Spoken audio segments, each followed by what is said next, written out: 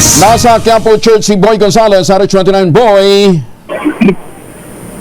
Kuyang Angel, nakadeploy na yung buong pwersa ng Manila Police. This is sa pagsimula ng simbang gabi sa araw ng Lunes. Ayon kay Manila Police District Director of Police Brigadier General Tomas Ibay, partikular na tutukan nila yung mga misa sa gabi at sa madaling araw.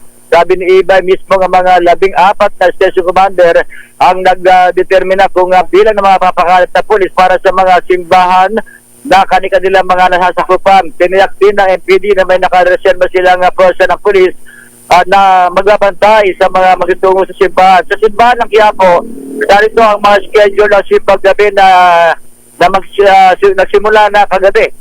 December 15 hanggang December 23 alas 7 hanggang alas 8 ng gabi.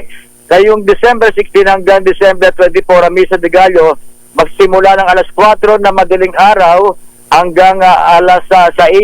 Mabenta naman ng Kuyang Angel yung mga puto bongbong na yung mga matapos na magsimba ay marami ring dinumog yung mga tindahan ng puto bongbong dito sa paligid ng simbahan ng Quiapo.